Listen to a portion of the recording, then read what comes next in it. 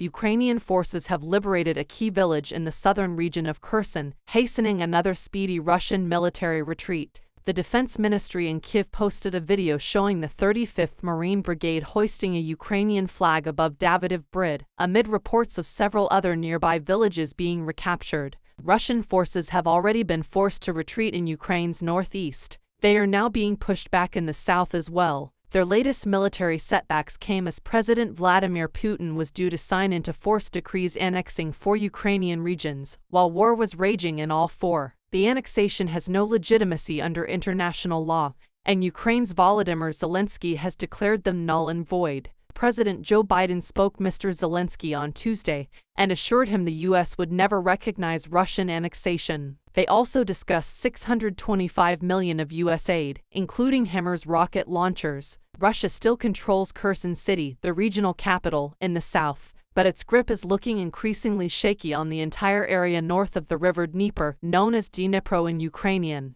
In the past 48 hours, Ukrainian forces have pushed south along the west bank of the river, and Russian units have now been forced to pull back from several settlements in the north of Kherson region too. The Ukrainian flag flies again over the village of Davydiv Brid, Ukraine's defense ministry proclaimed on social media. Residents filmed Ukrainian soldiers walking through the village. Ukraine's Deputy Interior Minister Yevhen Anin said 50 towns and villages had been recaptured, and some 3,500 citizens freed in Kherson, but did not say over what period. The Defense Ministry said later that Russian forces were demoralized and trying to destroy bridges in an attempt to slow down the Ukrainian advance. There was no immediate confirmation that villages to the northeast of Davydiv Brid had also fallen, and Russia's military spokesman made no mention of losses there. But on maps used to illustrate Russian control, it was clear that it no longer included the villages of Arkhangelsk and Velika Oleksandrivka in the northeast of the region, and of Dudchiny on the bank of the Dnieper. Russian military blogger Rybar said the army decided to pull back because it was at risk of being encircled.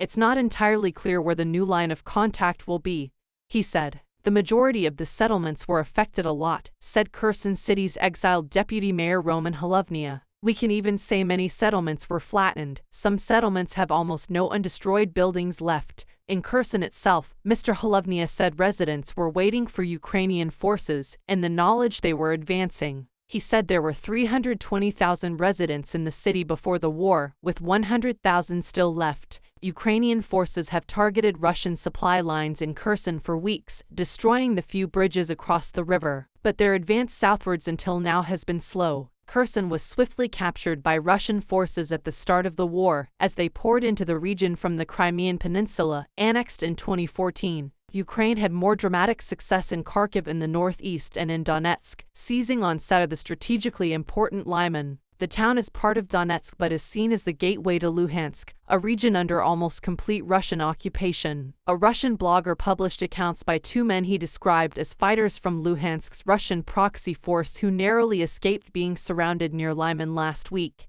We left Lyman, but it was just us, no munitions, nothing. Everything was burned up. All our friends and comrades stayed there, said one of the men, named Mikhail. Russia has so far mobilized more than 200,000 troops since President Putin gave the order last month, according to Defense Minister Sergei Shoigu. The initial target of the partial mobilization is 300,000, but the recruitment drive has been overshadowed by stories of Russians trying to escape the draft or being given shoddy equipment when they join up. Kazakhstan alone has reported that more than 200,000 Russians have crossed its borders in the past 2 weeks.